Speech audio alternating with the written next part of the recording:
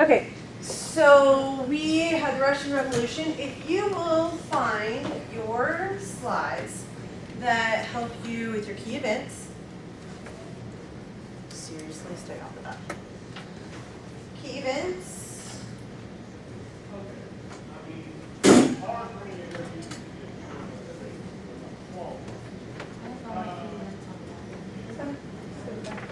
Alright, so if you will pull up your key events, what I want to kind of do is find out what you know, basic timeline-ish, I think, of the Russian Revolution.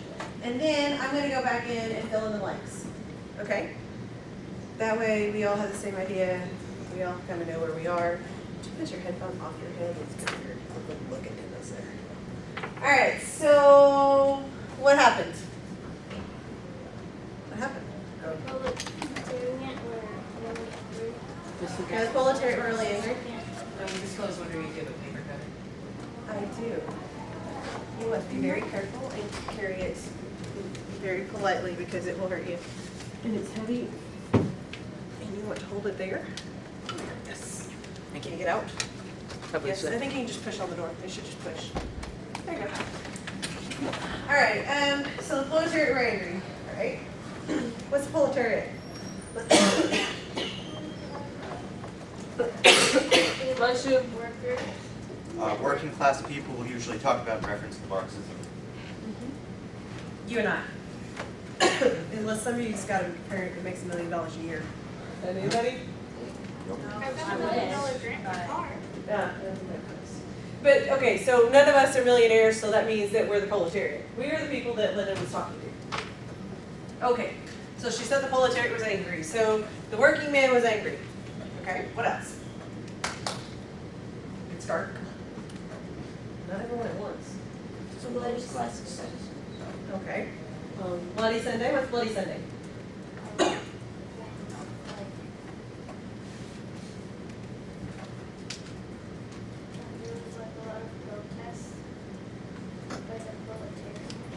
Okay, so on Bloody Sunday, the proletariat protested, and somehow it was bloody. We're not sure yet how it was bloody, but we'll get there, okay? What else? Described as a social class that had people with little to no property. Okay, that's proletariat again. I want to know what happened in the Russian Revolution. What happened? What events? Wasn't there one in February and one in October? Okay, so you're here again. Okay, so she's got one in February. There was an uprising in February, and then another one in October. Yes, you're correct. And the Japanese-Prussian War. Yes, that or the Russo-Japanese War. It caused a huge problem because Russia failed to beat Japan. Bigger country, bigger army, got beat. Not good for the Russians, right? It's really bad for your ego when you get beat like that. What else? What's the second steps down from his throne? Oh, I don't know that he steps down. I agree. He does not stay king. I don't know that I'd say he stepped down. He got forced out? Yeah, he got forced down. They came in, you either move or we kill you. But yeah, I mean, you're right. He left. You're right. He went bye-bye. You're right. He went really bye-bye later on, too. All right, what else? Lenin's brother was hanged because he wanted to kill Caesar. Yeah. Lenin's brother was found to be a traitor to the government. And he was executed. Yes, he was. That was a new one for today. Thanks. That was a new fact for today. What else? Got anything else? Rasputin was assassinated in 1916. Yeah, Rasputin was assassinated, and I will say assassination, but it took him a while, right? Did y'all look at that birth or the death date on that? The burial date and the death date? If you didn't, you missed some really cool stuff there. I'll go through it if I get time. Didn't they like try to kill Isn't him a Russia lot and always they this failed? unstable? Is Russia always this unstable? No. Russia has had long periods where it's quite stable, and then it has long periods where it's very unstable. Like most countries. They have better periods and Like bad us. periods. Yeah, we have good periods and bad periods. We have some bad history. The United States has done some What are bad we in things. right now? Depends on your point of view. If you're one party, you think it's one way. If you're another party, you think it's one way. So depends on what your view. Yeah. Duke Alexandrovich was assassinated by an SRG. Yeah, assassinations. Yeah, there are lots of assassinations that are going to go on. I agree, and we could actually list 200 or 300 assassinations that go on through this time period. Well, it's a war. I mean, you know, political officials get assassinated in wars.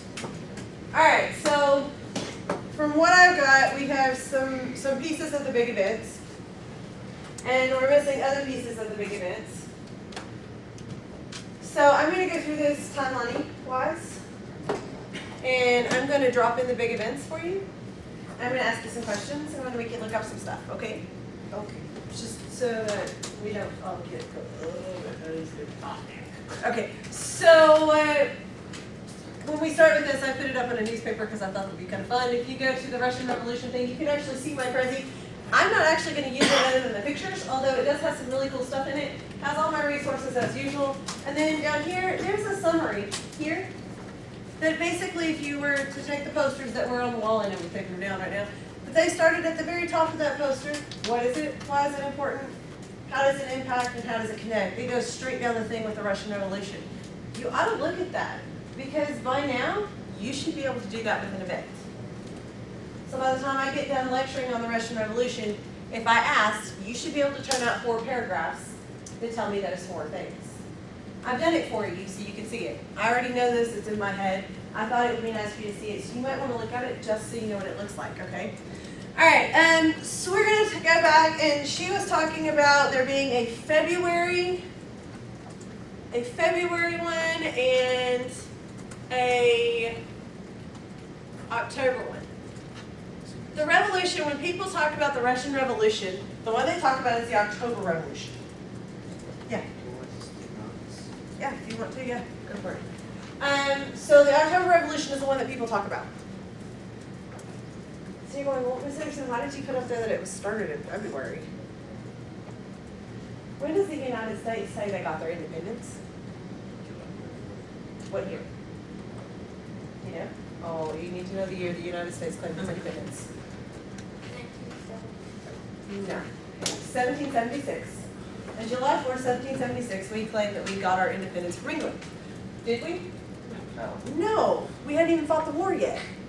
We sent a letter, a piece of paper saying, we are no longer part of your empire. We are going to make our own country. And then we go to war and we fight for a few years and then, right, we actually get our independence. But we claimed it on July 4, 1776. The revolution started with this first February uprising. It wasn't organized until October. Does that make sense? So you had scattered uprisings, there was no organization to it, there was nobody in charge going, I'm leading the way to this. You know, it was just a bunch of people that were hungry.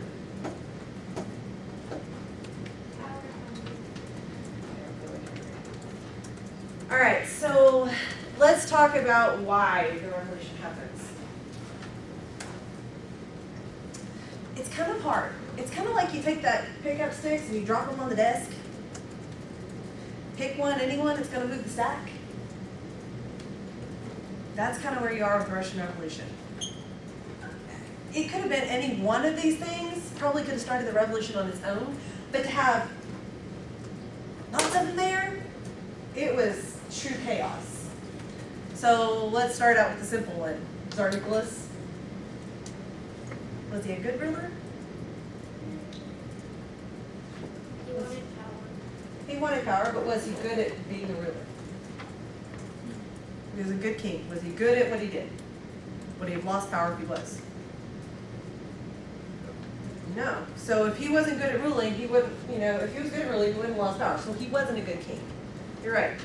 He was terrible at it. Absolutely terrible. So he goes off, Nicholas goes off to do the war. He's going to take control of the war. He leaves his wife in charge. Not necessarily a bad thing, right? Ladies, we're fully capable. We can take care of things. The only problem was his wife was really enamored with this guy named Rasputin. pretty sure she was sleeping with him. Anyway, Rasputin, have you seen him? Have you looked at his picture? Dude's creepy. The guy, you know, he's got his hands up like this and his eyes are all booky and This one? It's like, yeah. Yes, the one where he's He gonna looks do like the he cross. used to be in like a crazy. Yeah, like he needs to be He in looks the like Lord. a rabbi. Yeah, well he is because he tried to be a priest, right? He was a spiritual leader. He looks like a- I don't know where he was spiritually leading people, but you know. He looks like he should be in like either a mental asylum or he's gonna be a serial killer. And that's just the Or look that, both. you know, yeah, or both. He kind of has that look to him, right? We'll talk about how he died here in a minute, but okay, so this was the guy that the queen was way into, and she let him run the country. And the nobles didn't want to. Nobody liked it. The guy was crazy. So not only that, okay, so Rasputin's running the country, crazy guy's running the country. Officially, the Tsarina is running the country. Then you've also got that Nicholas II was very bad at pursuing war. He was a crappy general. And then add more to it, they didn't have enough guns, bullets, supplies, anything to outfit the men that were fighting. So it might be, okay, you three are going to take the hill over there. I'm giving him the gun, you get a bullet, and you get a bullet. Yeah, you get a bullet. You get to shoot the gun. When he gets shot, what if you guys pick up the gun, load it, and then go shoot? I know, isn't that crazy? Or it may be that, you know, I have 3 guns with bayonets but no bullets, so go up there and stab them, you know, I don't know. It was not together. They didn't have enough supplies to fight a war. So, you know, basically they were making their people cannon fodder. And if you didn't charge, if these 3 didn't charge the hill like I told them to, I'm going to turn the guns that I have on them and force them to run. So you're going to get shot at by the foreign troops, or you're going to get shot at by your own troops if you don't run. You know, take my chances with the foreign troops and hope that they're worse shots. Or if you know that the gun behind you doesn't have any bullets, then you know, forget. But so it was not doing well.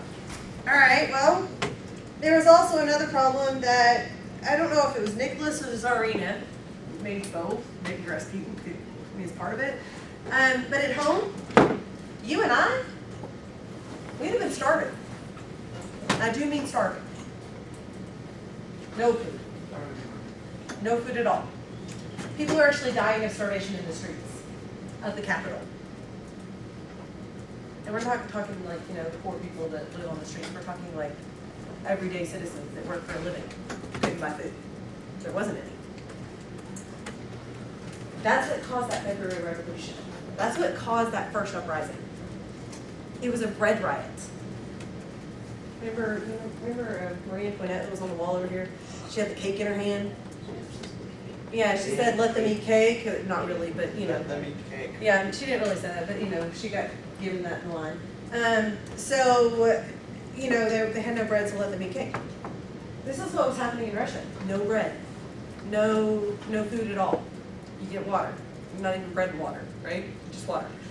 And so they started a protest. It was a peaceful protest. There was no looting. There's chanting, marching in the street and chanting, bread, feed us bread, you know, things like that. And instead of getting bread, the palace soldiers were turned out, the military was turned out, and they shot people in the streets to control the riot. So, actual photo from Bloody Sunday. And they shot, you know, I think it was like 72, 80 people, and then another 100 and something died afterwards, mostly because they were too weak to survive the gunshot wounds. And then, of course, you have things where they start barricading the streets. You know, as protests go on, if you use violence, it creates violence.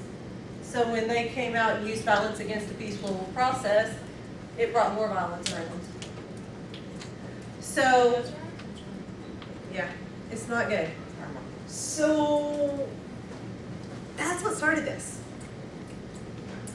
That's the start. People dying in the streets from starvation. Sound logical? Okay, who's Lenin? Dictator. Is Lenin actually a dictator?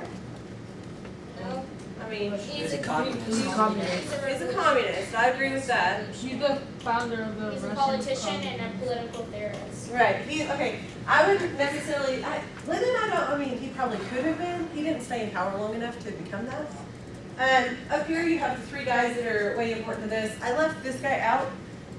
Let's think of it this way. This is Lenin, he's the mouthpiece, he's the guy that you see up front, he's the front guy.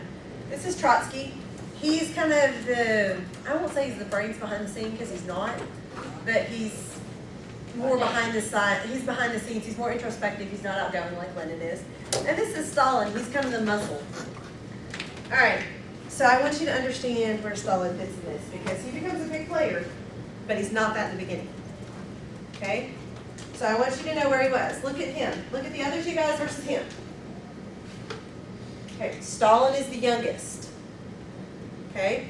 Trotsky and Lenin are close to the same age. Stalin is much younger. Okay, so do y'all ever, like, y'all got little brothers or sisters? Okay. So let me, for those of you that have little brothers and sisters, let me give you this example. For those of you that others, we'll talk about another example here in a second. So if you got that little brother or sister and you and your friends are doing something and they keep following you around and you want them to go away, yeah, that's what Stalin was.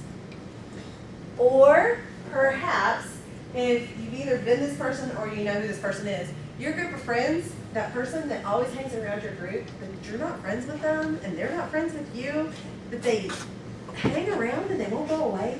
You know what I'm talking about, right? Uh-huh. You know that person, whoever that is in your group world. So whoever that is, that's what Stalin was. He was kind of like that clingy person.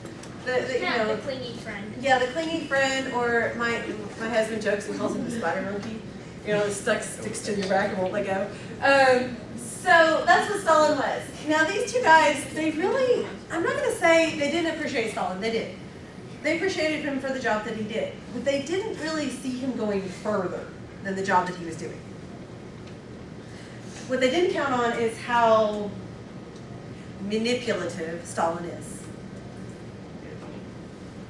No, you didn't need it. It's just brutal.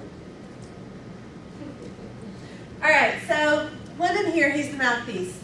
He sees this uprising for the bread, right? The proletariat is primed. They will follow us. That's where he starts thinking. So he starts gathering support.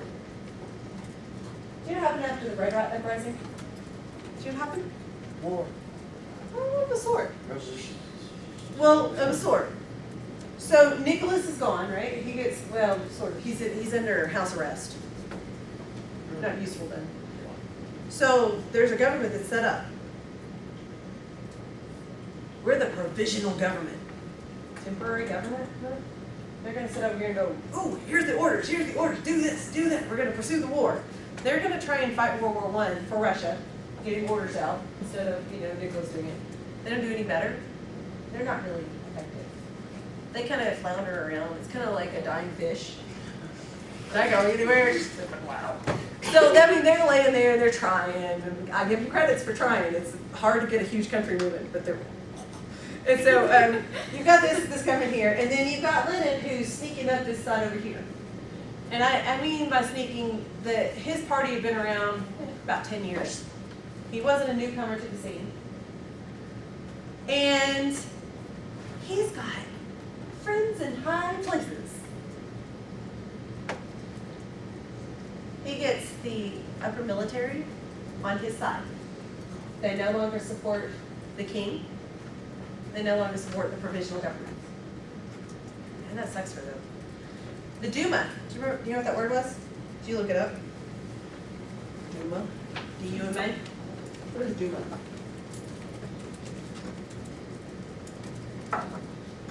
What is it? Council. Council, somebody use that word. Congress. Okay, it's a Congress. So it's like our House and Senate. It's their representative body. They didn't do much. They weren't very effective. But hey, they were there. And Lenin got them on his side. Man, that really sucks for the provisional government. Okay, so think about it this way. So say that I want to take over the government. I will rule the world one day. I'm going to go in and I have the entire military on my side, the Secret Service, the FBI, the CIA, all of them are on my side. Yeah, there you go. And I have the entire House and Senate on my side. Do you think I could walk into, the White House and pretty much do what I want? Nope. Yeah, because I've got all the powers on my side. There's nobody going to stand in my way. Secret Service is with me. Open doors, you can have what you want. That's exactly where they were. That's why Lenin was able to come in, and the October Revolution, when it started, was pretty much a bloodless coup. So, coup d'etat is a word you need to learn. Coup d'etat. It is a takeover of the state. It comes from the French Revolution. Coup d'etat. K-U-D-E. Nope, C-U. C-U-P-E, Oh, here. space D, E, It's right here. space E-T. Yep, there you go. Okay, Google. All right, so coup d'etat is to take over the state. That's what Lenin did. He walked in and took over. This one, right? Coup d'etat. So he's going to have to take over the state. He's going to come in and get power, and he's going to begin setting up the Bolshevik government. There is a problem. I won't say big problem. I'm going to say a little squeaky mouse problem. Annoying, tears up stuff, is a pain in your rear end, and you can't get rid of it. Eventually they will, but it'll take a while. This provisional government's over here, and Lenin's setting up his Bolshevik government. They can't get rid of them. They're both sending out orders. Some of them don't agree with each other. They're sending out orders over and over and over again. What's going to happen when these two orders conflict? What's going to happen? War, you're right. This leads to a civil war. You have the, you have several groups, but this one is going to be the Bolsheviks. You have the whites and the reds. You also have another group in there, the Mensheviks, but they're not as interesting as the Bolsheviks are, the reds and the whites. Lenin's going to win. He's not going to get to keep things very long, but he's going to win. Of course he's gonna win. He has He is. everything on his side. Yeah, I know. See, right? Lenin's actually going to set up a good majority of the government, and then he's going to have a stroke. Poor Lenin. He gets there, he's got it all done. Stroke. So he's actually, it doesn't kill him. He actually is bedridden for about 2 weeks, and he's starting to get better. Okay? Trotsky, in the meantime, this guy here, his friend, these two are like the dynamic duo, and this guy's kind of the third wheel. So Trotsky, in the meantime, takes over for Lenin, right? Because they discuss everything together. They don't really trust Stalin. He's a little hinky. They're not really sure they want him around on all of their private meetings. Lenin should have been a little more open with his wife and told her that. He didn't. Yeah, that sucks for Lenin. So when Stalin shows up at Lenin's house, he's gotten a little bit better. He can talk. He can whisper, not talk, but whisper. Because his whole body was like paralyzed and he was having trouble, He can whisper now. So Stalin's like, I have to discuss this stuff with Lenin, this is party business, I must discuss it with him. And she's like, well, be careful with him, he's still recovering, and Lenin, while Stalin is there, has another stroke. I think that Stalin took a pillow and smothered him. Personally, I have no proof for that whatsoever. But personally, it's too convenient for Stalin to be the last person to see him have a stroke all of a sudden when he was getting better. And for Lenin's last words were for Stalin to take over the party. He didn't even like Stalin that much. He kept calling him a pesky fly, sending him away. He kept sending him on dangerous missions so he'd get killed. But I hate to say it that way, but that was true. Stalin then takes control of the Bolshevik Party, the Communist Party. Trotsky, on the other hand, is going, whoa, wait a minute. Wait. Lenin would never give you control. Yep, he did. His dying words. Which puts a lot of people behind Stalin. And remember, Trotsky is not that showboat guy? Stalin is. Stalin can turn on the charm. He's a little cuter than Trotsky. Trotsky's got some hair problems, man. So, you know, it works pretty well. He can put his face out there. He's younger. He's, you know, more open. He's got energy and power, and they, you know, yes, let's go with Stalin. And what he does is he puts Trotsky on trial. Says Trotsky went against the government. Puts him on a show trial. Y'all know what a show trial is? This is a good word. This is why some of these are really important because they show up everywhere. We still have show trials today. The one I remember like the most is O.J. Simpson. You know what I mean? The ones that show up everywhere on the news. What was that lady? She killed her 3 kids. She drowned them in the car. It was just in the news like a couple of weeks ago. There were, did you see the one story about the woman who stabbed her husband to death with an iron? Or there was someone like that. No, but that's painful. All of a sudden I have very big pains in my chest. It So, was in his back, like 23 times. all right, so Just saying that. the show trials are the ones that show up in the news. They're the ones that are everywhere. You see everything about it. The Menendez brothers who killed their parents because they said their parents abused them. O.J. Simpson who killed his wife, or did not kill his wife according to the courts. What's another one? Lindbergh baby, way back when. Oh, John Benet Ramsey. Huh? Olympic. Yeah, the Olympic guy, the skaters. Yeah, the one that Nancy Kerrigan. Or the swimming guy and drugs, or the baseball ones go before Congress and have to say whether they use steroids or not. Those are all show trials. Oh, they put Clinton on trial, right? When he was president and he was on trial, that was a show trial. Officially for Whitewater, but it was as much about Monica Lewinsky as it was about Whitewater. Oscar Pistorius. Yeah, Oscar Pistorius, that was a good one. All right, so this is what he did. He took some writing that Trotsky did early in his career, and I want you to think about this. So Trotsky's like 40-something. Did your opinions change from the time you were 5 to the time you were to now? Yeah. Yeah. Okay, would you not assume that the opinions you have now by the time you're my age are going to change again? Yeah. Probably. Trotsky gets to do that. I assume that as you grow older, things change. The world changes.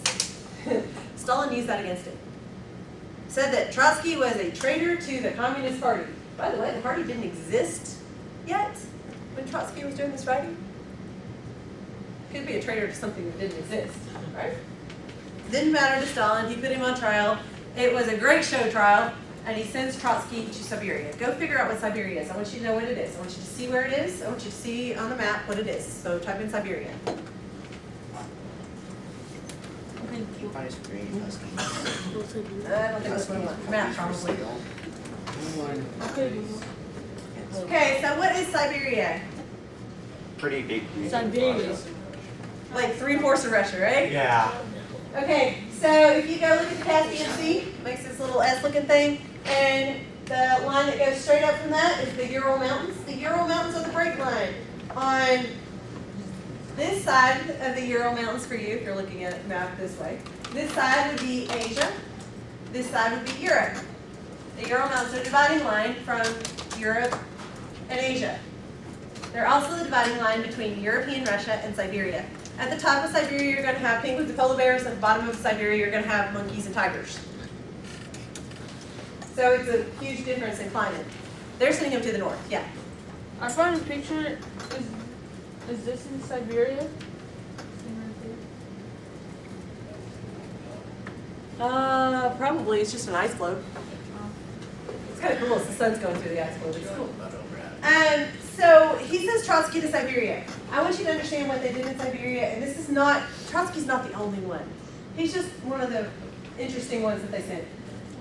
He's going to send, Stalin's going to send over the next many years of his reign, he's going to send some of the most educated people in Russia to Siberia. Why would he send the most educated people Because they know away? what he's doing. 'Cause he's Agreed. very educated. They might know what he's doing. What else? They're going to rebel. They're going to talk against him. And he's afraid of that. In fact, he's terrified of those people. Completely paranoid. Really paranoid. And I want you to think, as you listen to me talk about Stalin, or you read something about Stalin, I want you to think about what Hitler did. And I'm gonna tell you that Stalin's just as bad. Except he wasn't doing other people, he's killing his own. He wasn't going into other countries, he's doing his own. So he's gonna take some of the most educated people in Russia, and he's going to send them to Siberia, almost always in the winter, on cattle trains, which are open. He's hoping that they'll freeze to death. He doesn't just send the person that was put on trial, he sends the whole family. And when I say whole family, I mean mom, dad, kids, cousins, uncles, aunts, grandparents, all of them go. All of one family line will go. Okay, when they get there, they're going to be told that for them to get food, they have to cut down trees. They're going to be given a length of rope about that long, maybe a little less. And the rope must come, and when you get to the tree, it must come perfectly end to end. It can't overlap, it can't be short, it must come end to end. That way you know that you have the appropriate size tree to cut down. More trees you cut down, the more food you get. Problem was, they didn't give them anything to cut the trees down with, just the rope. So you're going to get fed? No, that's kind of the point. So, according to Stalin, his point was that these people are not part of the proletarians. These are not people that know what working class people go through, and they need to experience it. Okay, I get it if you send them out there for a few years to cut down trees. Great, send them out there, let them chop down trees, let them try. And bring them back, and they've got their experience. But executing them, that's basically what he's doing. It's a slow execution. In the summertime, they would gather food. In the wintertime, they would hunt for food. And that's basically how they made their living. They were jailed every night. Anything that they brought back with them was taken away. So you had to eat it out there. And, if you could figure out how to make fire, great. Otherwise, you're eating raw meat. You. So you can imagine that they didn't do very well out there, right? There are lots of people that get sent to Siberia. Another group that gets sent are all of the veterans from World War II from Russia. If you fought in Europe or anywhere else outside of Russia, a majority of them were sent to Siberia. Because you have been corrupted by the Western influences. You spent too much time with the Democrats, or you spent too much time with a free market, open market, where you could buy anything you wanted, where in Russia it's all controlled. What I'm telling you is that while Lenin looked at this rise of the proletariats as a utopian society where all of us are going to be equal. Carolyn and I wouldn't have to worry about our food, where it's coming from. We would always have food. We wouldn't have to worry about a job. Second or third grade, all of you would take a test, and from that point on, you're training for your job. You know what your job's going to be. You know what your purpose in the country is. You never have to question that. You never have to worry about not having a house. Public transportation is provided. If you need medical care, they take care of that. So, when you listen, if you listen to Lenin talk about it, it really doesn't sound that bad. I mean, if you listen to him talk about the society he wants to create, it sounds great. It's a great idea. But I want to give you a simple example. If you're really, really, really hungry, and there's a big piece of pizza and a small piece of pizza, the other person that's in the room is just as hungry as you are. Which piece of pizza are you going to take? Big one. That's the problem with Lenin's idea. As beautiful and wonderful as it sounds, we choose to meet our needs because we feel our needs, we understand our needs, and at that point, I may love Carolyn to death, but I don't understand how hungry she is because I'm hungry too. Right? I'm only thinking about myself at that point. Sorry. It's okay. That's where you go wrong with Lenin's idea. And that's always the problem. That's what happened to Lenin himself. Think about it. What did Stalin want? You're right. Power. Power. And Stalin's way power hungry. And really paranoid. No, they don't. They don't go together well. Or they go together really well and you become a dictator like Stalin did. And he's going to rule by fear. Do you know how you rule by fear? Yes. How do you do that? How do I rule by? Everyone's scared by it. Yeah, but how am I going to do that? How am I going to control a huge country like Russia? Examples. Examples. They do eventually. They do eventually War. nuclear war. I will give this. I'm going to start you guys in kindergarten when you're about 4 years old, preschool, and I'm going to start teaching you what it is to be a good Soviet citizen. A good Soviet citizen out there, a good citizen will always tell when you see something wrong. And there's none of this, snitches in the ditches. You're going to tell when you see something wrong. If you don't, you'll be in just as much trouble. And I'm going to show examples of people that have not told to little kids. Violent examples. As Aldera grows up, he's going to see these over and over and over and over and over. He's going to see examples in the press and the news. You never know if your neighbor, your little sister, your mom, your dad, a coworker that happens to walk by, if they're going to turn you into the police for something like disagreeing with Stalin's latest plan. If you disagree, you disappear. Period. And I don't mean like, people see you being drug out. You just drop off the face of the earth. Some of them are sent to Siberia, some of them are housed in random jails, some of them are executed. It's just fear. That's how Stalin rules, by fear. And he holds control. Absolute control. Y'all, you can't get married without permission. You can't have a baby without permission. There's none of that. What happens if you have a baby without There's a couple of those that go away. Because religion's not in fact, religion, in fact, is one of those things that they didn't agree with in 17. Religion takes away from the government. All right, on my Prezi, listen to me one last thing, really quick.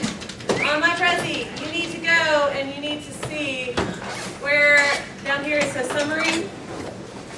You need to look at those, okay? It'll take you 4 minutes to read it through. I know, it's a little long. But it goes through that entire series, so you need to see what they are, okay? It's at their Russian Revolution, and in your notes and everything what this lecture is. So it's like World War I and then Russian Revolution?